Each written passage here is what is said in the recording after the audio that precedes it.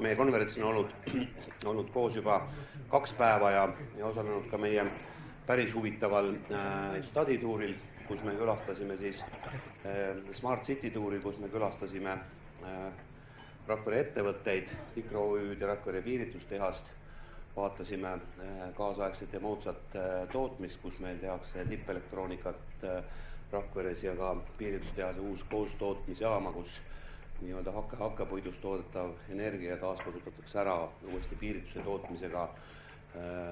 tootmises tekkinud energiaga ja selle arvelt siis köetakse Rakvere linna ühe kõige odavama sooja hinnaga Eestis. Aga täna läheme päevakorraga edasi ja eile juba mitu korda esinemisete käigus kõlanud saladuslik sõnaühend Euroopa innovatsioonipartnerlus, mis see on ja eriti Euroopa innovatsioonipartnerluse see osa, mis puudutab tõesti Euroopa Komisjoni nüüd uut algatavat initsiatiivi ehk targad linnad, kogukonnad. Ja ma usun, et meil on ainulaadne võimalus, ma ka ise põnevusega ootan, kuigi me oleme selle algatuse nii-öelda targa majaga, selle algatuse platvormi nii-öelda lihtliikmed, põhiliikmed, aga meil on täna au ja rõõm esimese ettekandjana siia ette kutsuda professor Rein Ahase, kes on selle Euroopa töörühma nii-öelda teadlaste poolse ideoloogiarühma liige ja tema siis räägib täpsemalt, mis see targa linna kontseptsiooniga seotud Euroopa initsiatiivid on ja milline on see rahvusvaheline uurimisfookus, et ma ka ise väga suure põnevusega ootan sinna esimesest Rein. Räägime natuke väljakutsetest, et tegelikult ma proovin teile oma ettekandes selgitada, et miks sellega praegust tegeletakse ja missuguseid lahendusi otsitakse. Kõigepealt tark maja, tark linn, tark tänav, tark väljak. Et sellised teemad on nagu hästi palju räägitud ja väga paljudel foorumitel ja teadusettekandetes ja teadusartiklites on proovitud seda Smart Cityt ka defineerida. Et mis see siis on? On see siis ehitatud keskkonnast või on see keskkonnasõbraliku linna tähenduses, mida väga palju, vabandust, siin need fotod on natuke viletsad, aga Jeruusalemmas, kui te vaatate katusel, siis 90% Iisraeli eluasemetest on varustatud sooja veepoileriga päikese abil. See tähendab, et päike paistab seal nii palju tunde aastas, et pole mingit mõtet raisata elektrit või energiat sellele. Ja umbes samal laiuskraadil paiknev Los Angeles, kui te vaatate sealset katust või numbreid, siis seal peaaegu puuduvad sellised lahendused. Isegi väga vaestes linnaosades, et mõningates üksikutes Beverly Hillsi või piirkondade kallimates kohtades te võite näha niisuguseid päikesepaneele asju, aga tavaelus see pole see omaks võetud, et maailmas on väga suured erinevused inimeste arusaamades, tarbijate teadlikkuses ja seda loomulikult dikteerib ka energia hind. Et Ameerikas on energia hind kunstlikult sõja ja poliitika ja kõige muu ka riigipoliitikaga allhoitud ja väga paljud Euroopa kultuuriruumi riigid on seda energia hinda pigem maksustamisega tõstnud ja see toob väga suuri erinevusi. Aga see, et kas tark linn on siis keskkonnasõbralik linn,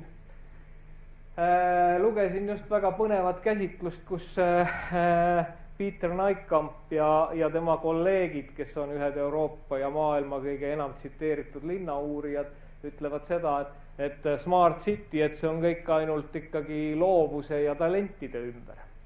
Ja targa linna moodustavad haritud nutikad inimesed, uue elustiiliga inimesed ja kui me tahame tegelikkusesse rakendada tarku lahendusi, siis meil on vaja harida inimesi, luua tingimused, et talendid tuleks meie seesama Richard Florida sõnum meie linna ja kasutada seda loovalt, kas või te teate seda Tallinna initsiatiivi, kus löökaukudesse istutati lilli, et alguses joonistati nende ümber, mis on see Tallinna talentide linna seeria, mis on on vaimukas ja tore käsitlus.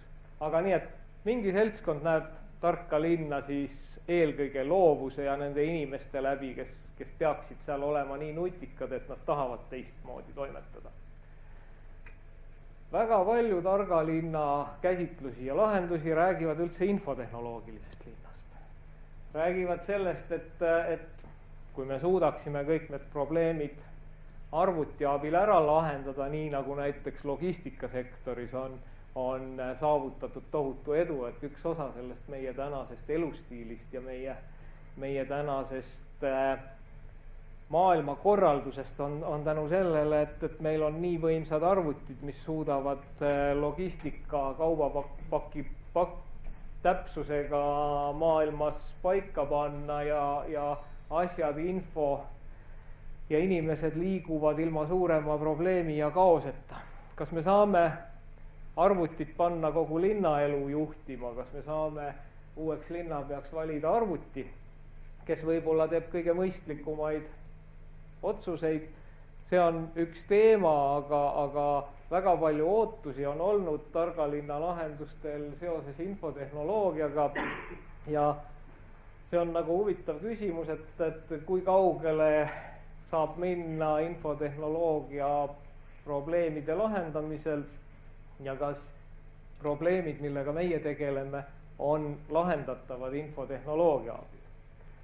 Ja täpselt samuti võib siit tuua veel terve rea, et targa linnana räägitakse veel kvaliteetsest elukeskkonnast, mingist keemiliste ainete või mürataseme määradest, räägitakse sensorite linnast ja tehakse väga huvitavaid lahendusi. Meil kõigil on juba smartphone'ide näol taskus olemas sensorid, mis mõõdavad müra, mõõdavad liikuvust.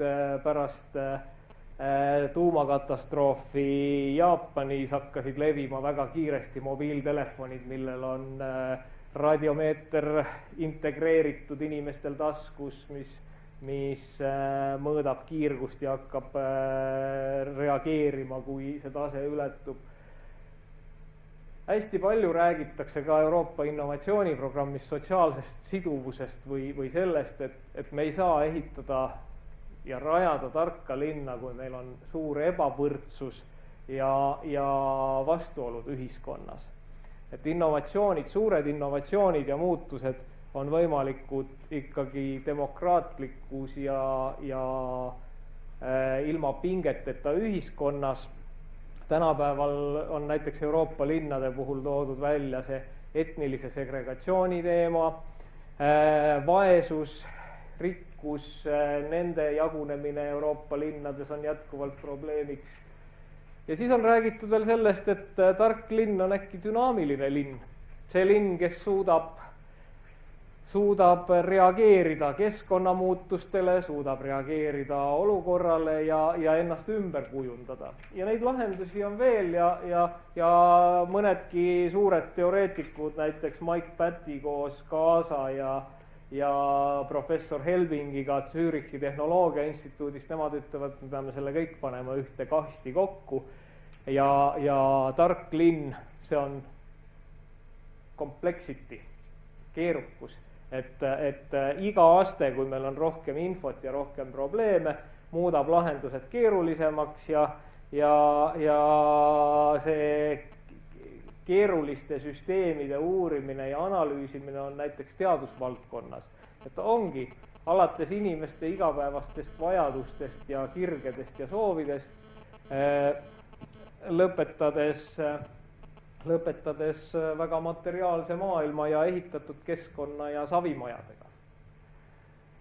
Euroopa innovatsiooniprogrammi ettevalmistava ideoloogia taga oli tegelikult väga terve 7. raamprogrammi jooksul teati juba seda, et meil on tohutult palju toredaid ja kasulikke tehnoloogiaid. Võtke kas või Saksa suured tehnoloogiafirmad, kes suudavad nii raudvara, tarkvara, arvutipõhiseid süsteeme, aga kogu maailmas on väga palju tehnoloogiaid, mille abil saaks teha väga tarka linna. Meil on tohutult palju teadmisi Maailma teadlased on publitseerinud tuhandete kaupa uuringuid kõikidest nendest linnaelu ja linnakorralduse aspektidest, mida ma teile mainisin, mis võiks olla kasulikud, nii et teadmiste puudust ka otseselt ei ole. Meil on tahtmine, kõik räägivad targast linnast, kõik näevad, et probleemid on õhus, järelikult tahetakse ka muuta mingit asja ja meil on raha. Et me ei saa väita, kui me vaatame Eesti investeeringuid või Euroopa Liidu üldist hakkama saamist, et meil maailmas oleks raha otsas. Hiina on seal parem näide, et neil on raha kordades rohkem ja nad teevad ka väga suuri asju korraga. Aga ka meil on raha, ükskõik kas me vaatame arenenud maailma, Euroopat või Eestit. Aga linnades elu paremaks ei muutu või tegelikult sellist nagu suurt muutust pole toimunud. Neid geniaalseid, vaadake, kas või Siemensi kodulehte, neil on terve peatükkide kaupa targa linna lahendust, et kus neid siis rakendatakse, väga üksikutel juhtudel, väga üksikutel, et kus siis on pudelikael, millega me peame tegelema. Seda on keeruline mõista ja selle tõttu ma räägin teile ühe näite, et te teate seda, et nii selle Euroopa innovatsiooniprogrammi või partnerluse ja ka väga paljude teiste probleemide taga on üks väljakutse või challenge, see on mobility. Tänu sellele on Siim Kallas ka otseselt selle Euroopa innovatsiooniprogrammi üks taga, tema peadirektoraat muretseb selle pärast, et inimeste liikuvus on muutunud, sellest lähtuv transpordivajadus, et kuidas seda siis on teaduse põhjal analüüsitud selle hetkeni, kus me saame hakata mõtlema, et kuidas olukorda lahendada või mida me sellest teadmisest õpime. Ja siin on kõigepealt esimene teema, mis selle muutuva mobiilsusega on see, et miks inimesed liiguvad. Et me peame teadma ja aru saama tegelikult nende probleemide põhjustest ja sotsiaalne mobiilsus, see on inimeste kirg oma sotsiaalset staatust muuta, on nagu üks väga selge läbi ajaloo, et siin sotsioloogid isegi räägivad sellest, et kunagi tulid ahvid puu otsast alla ja hakkasid tegutsema sellepärast, et nad tahtsid paremini elada kui nende vanemad ahvid. Ja täpselt samuti, et see on üks evolutsiooni bioloogiliselt meisse programmeeritud tahtmine paremini hakkama saada, tavaliselt seda mõõdetakse põlvkondade vahel, et kas meie lihtsast talupoja perest mehed tõusid linnapeaks või professoriks või peaministriks, kui palju me oleme suutnud parandada oma elujärge võrreldes. Aga seda sotsiaalset mobiilsust vaadatakse ka igapäevaselt. Seda, et tegelikult väga palju inimeste lühiajalisest mobiilsusest, see, mis genereerib transpordivajadust, on täpselt samuti seotud sooviga enda sotsiaalset staatust või sotsiaalmajanduslikku seisukorda parandada. Ja ma ikka näitan sedasama pilti, et lihtsam viis edukas olla on liikumine. Ja füüsiline liikumine on sellest kõige lihtsam, see tähendab, siin on üks näide, kuidas keegi Viljandi maakonnas Viiratsi vallas toimiv töötav õpetaja kaotab kooli sulgemise kohta oma töö, hakkab tööle käima Tartusse, Lõunakeskuses kassapidajaks või müüjaks ja selle liikumisega ta võidab palgas oluliselt võrreldes oma endise kooliõpetaja sissetulekuna, aga ta kaotab oma sotsiaalset staatust. Kodukülas oli ta õpetaja, mis on kõrgklass või ikkagi väga edukas kõrgharidusega inimesed, nüüd on ta lihtne kassapidaja teiste suhtes heas. Ja tegelikult, nii, nüüd läks pilt eest ära. tegelikult selle liikumise majandusliku ja sotsiaalse mobiilsuse seosega modelleeritaksegi väga palju transpordivajadusest ja selle tekke põhjustest reisikäitumise uurimisel. No parim näide on siin see, et minnes Brüsselisse tööle võidame me palgas ja staatuses ja väga paljud inimesed, te teate, lähevad Austraaliasse tööle, kusjuures nad lähevad selleks, et nad tahavad oma kogu senisest staatusest kustutada oma CV-st eelmise peatüki, tahavad uuesti alustada, see tähendab, et tahavad nullist hakata banaane korjama, seiklema, ringi vaatama. Aga nende liikumiste põhjused on selles ja selle kaudu siis on defineeritud ka nii Euroopas kui Eestis eskalaatorregioonid ja transportöörregioonid. Ja eskalaatorregioonid on niisugused, näiteks Eestis on see kindlasti Tallinna linnaregioon, võiks vaielda ka veel Tartu, Pärnu ja Kuressaare üle. Kui me sinna kolime või siseneme, siis on meile hakkama saamine juba garanteeritud. See tähendab, et me ei pea väga palju pingutama. Ja ühest küljest on see, et elu on koondunud linnaregioonidesse, lihtne on kolida piirkonda, kus eskalaator viib sind elus edasi. Teisest küljest on Euroopa probleem see, ja mitte ainult Euroopa, et see linnastumine, eskalaatorile kolimine ei pane inimesi pingutama. Inimesed ei viitsi seal enam uutele lahendustele mõelda ja uusi väljakutseid otsida, vaid eskalaator nendes piirkondades viibki sind. Seal on alati töökohti, seal on alati paremad palgad ja väga palju linnaregioonide vahelisest mobiilsusest on just mitte tänu sellele, et inimesed tahavad teha valikuid ja oma karjääris areneda, vaid inimesed teevad lihtsamaid valikuid. Ja see tegelikult viib ka teise igapäevase mobiilsuse modelleerimise algtõeni. See on see, et eeslinnastumine on üks täpselt samasugune võimalus. Me saame nautida kusagil Tallinnast 35 või 45 minuti kaugusel väga head elukeskkonda ja raisates päevas tund aega pendeldamisele, sõitmisele, saame me töötada Eesti kõige kõrgemate palkade ja kõige suuremate väljakutsetega tööregioonid. See tähendab, et täpselt samuti 35 minutit autos võimaldab oluliselt rohkem valikuid teha nii oma elukeskkonna kvaliteedi kui ka oma töökeskkonna suhtes ja täpselt samuti need ajendid, need on väga inimlikud, need on väga ratsionaalsed, aga nende adresseerimine inimestele ütlemine, et ära ela parimas keskkonnas, et tule koli linna Lasnamäele, sellepärast et siis me lahendame ära suure transpordiprobleemi või aitame säästa energiat, et see on keeruline. Ja teine sellega täpselt samuti seotud teema on muutuvad reisiahelad. Et tõdemus, mida on kõik uuringud kokku, mida Siim Kallase direktoraat on läbi analüüsinud, on see, et 21. sajandil on isegi väga eeskujuliku transpordikorraldusega Lääne-Euroopa linnades ühistranspordiga keeruline vajadusi lahendada ja näiteks väga hea näide on siin ka Rakvere linn niisugune.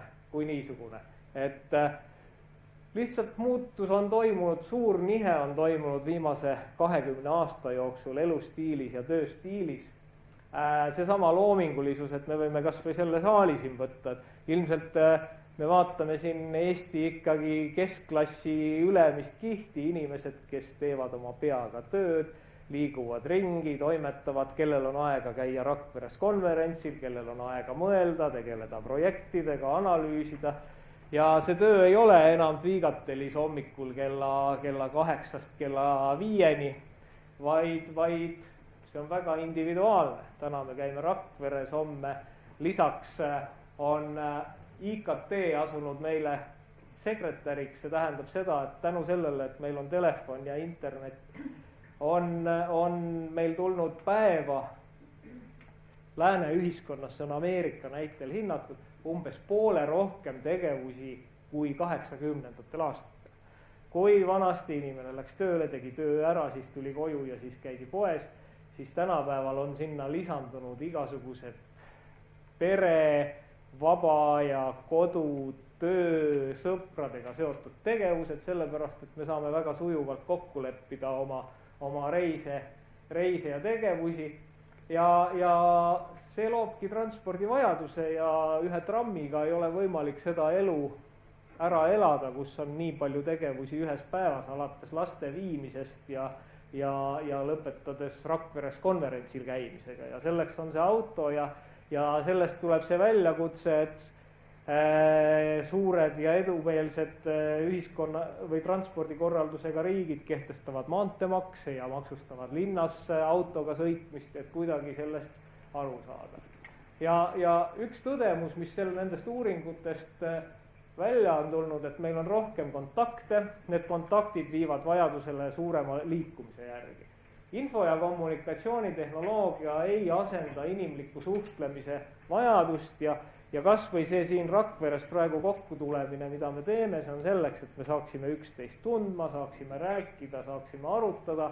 Kui me hakkame edaspidi tegema projekti koos või tarka maja või tarka linna, siis me teame üksteist ja siis me peame veel kokku tulema.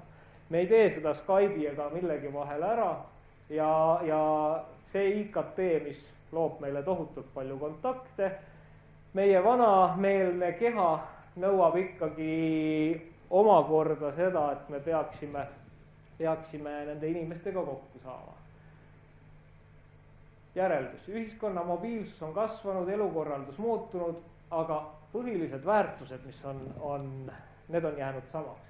Võiks veel pikalt rääkida sellest, et mida need uuringud näitavad, aga inimene, tema loomus, vajadus ikkagi mingit tegelikult asja tegemiseks kokku saada, arutada, usaldust luua, koos õlut juua, sõpradega suhelda, kallistada või siis geograafiline kaugus ja lähedus täpselt samuti jäävad. Et see on ka väga põnev teema, aga kahjuks meil pole aega sellest rääkida, kuidas et vahepeal oli selline ajastu, kus infotehnoloogia, internet kaotas erinevused ühiskonnas. Täna me näeme seda, et toimub arvutite linnastumine. Millest tuleb arvutite linnastumine ja seda nimetatakse küberlinnastumise laineks, tuleb sellest, et lõviosa börsitehingutest teevad tänapäeval serverid. See tähendab, et börsirobotid tambivad sadu tuhandeid transactioneid või neid minutis ja kelle server on Wall Streeti serverile lähemal, seal võib 1000 sekundit olla, selle server tambib kiiremini. Ja tänu sellele praegust toimub infotehnoloogia võidujooks, et kui vahepeal räägiti interneti ajast, et üle maailma on täpselt sama aeg, siis praegust liiguvad need serveripargid, kes tahavad olla rahategijate seltskonnas, liiguvad väga selgelt jällegi sinna, kus on. Nii et maailm on huvitav ja see kaugus ja lähedus jääb.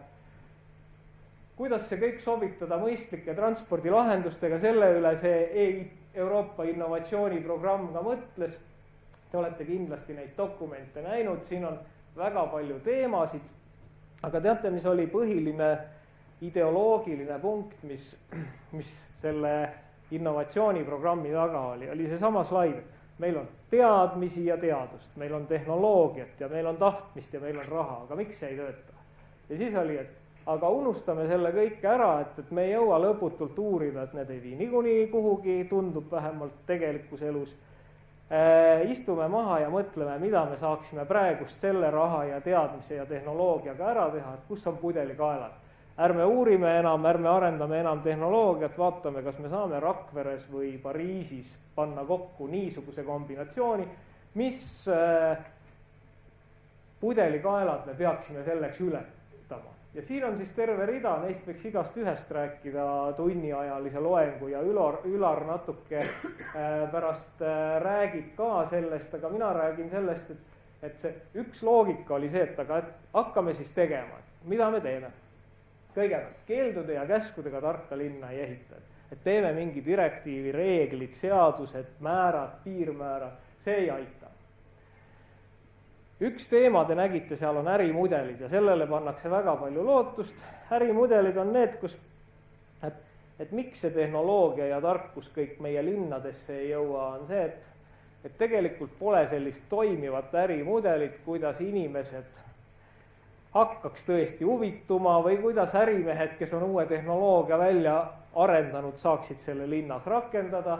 Siin on palju teemasid see, et näiteks see tavaline hangetega lähenemine, te teate ilmselt oma elust kõike see, et kui on alapakkumised ja kes teeb kõige odavama, kes teeb kõige kiiremini, kes teeb kõige lihtsama, et see traditsiooniline loogika või üks ärimudeli baasalus, et see lihtsalt ei vii paljudes valdkondades edasi, tehaksegi odavam ja tehaksegi lihtsam asi ära. Globaliseerumine viib lahendused kogukonnast välja. Arvatakse, et tegelikult niisugust muutust mõtlemises, et me räägime sellest, et see Euroopa innovatsioonipartnerlus ütles seda, et meil on kõik olemas, aga me peame mõtlemist muutma ja mõtlemise muutuseks peab midagi toimuma ärimudelites. Ja globaliseerumine seda mõtlemise muutust, kui asju tehakse Hiinas ja näiteks nende asjade tööjõu ja materjalide ja keskkonnakulud ei ole arvestatud meil siin, vaid Hiinas, siis ei ole võimalik seda reguleerida. Hiinas tehakse alati seda odavamalt, kas keskkonna arvelt või inimese arvelt ja mõnda asja tehakse Ameerikas odavamalt, sellepärast et neil on IP või ja nii edasi. Ja siin siis mõned näited sellest, et mis olid aruteludes EIP. Noh, et üks variant, et veel paarkümmend aastat tagasi ei näinud keegi alternatiivi, et oleks võimalik lennata 29 euroga Berliini või Euroopa suurte linnade vahel. Te mäletate, kuidas 90-ndatel lennupiletite hinnad olid ikka sellised 2 kuupalka oli, et Brüsselisse minna. Et odavlennufirmad suutsid uue ärimudeliga tegelikult tuua täiesti muutuse turule. Loomulikult on säilinud ka vana, aga mingi klikk toimus ja kõik saavad aru, et tegelikult kus siis on kulud, mille eest me maksame, kui me lendame Finnairiga 500 euroga seda sama otsa ja lendame Ryanairiga 35 euroga. Et ühesõnaga see on üks näide, et tegelikult need lahendused on olemas, need tasapisi liiguvad. Teine näide on CO2 kvoodid. Et kuigi selle üle on väga palju siunatud ja üks ja teine on näiteks Eesti üks väga hea, et võtame inimestelt ära midagi, mis neile otseselt ei kuulu ja tollel hetkel, kui me selle ära võtame, neid ei mõjuta. Aga iga järgmist sammu peavad need ärimehed või need tootjad hakkama siis mõtlema, et hästi, et kas ma saan kasu sellest, kui ma toimin teistmoodi või ma siis maksan natuke peale, et kumba pidi ma oma kulusid arvestan. Ja see on muutnud tootjaid väga palju, sellest on tehtud väga häid analüüse, et kuigi ameeriklased ja hiinlased tropivad seda ja Venemaa täpselt samuti ja Euroopa Liit vaikides ikkagi proovib seda mõnede riigigruppidega arendada, siis esiteks me näeme, et Eestis on tegelikult toimunud ja tehtud ära väga olulisi asju selle arvelt, et mingid mehed kas muutsid mõtlemist või mitte maailmas. Ja teiseks on uuringud näidanud, et maailmas on tohutult palju suuri ja väikseid ja keskmisi ettevõtteid, kes on tänu sellele CO2 kvootide mudelitele hakanud otsima uusi lahendusi. Ja võib-olla on see CO2 kvootide näide üks see, kus need targa linna ärimudelid tekivad, et jagame linnaruumi või linna elukeskkonna osakuteks ja see, kes seda osakut säästab, saab midagi ja see, kes kulutab, hakkab maksma või ühesõnaga, et see on üks mõtteviis, mille suunas selles innovatsioonipartnerluses mõeldakse, et kas me saame teha midagi nii, et me ei keela käse, aga need inimesed, kes teevad teistmoodi, hakkavad saama midagi rohkem, paremini või säästavad sellega võrreldes. Siis on open data teema. Missugused võimalused on sellest, et kui me teeme info, et kas me saame lihtsalt arvutada mingeid uusi reisikäitumise mudeleid või me saame arendada välja, koolipoisid teevadki energiasäästu firma või mängu, mille alusel kõik koolilapsed näiteks oma tarbijakäitumist muudavad.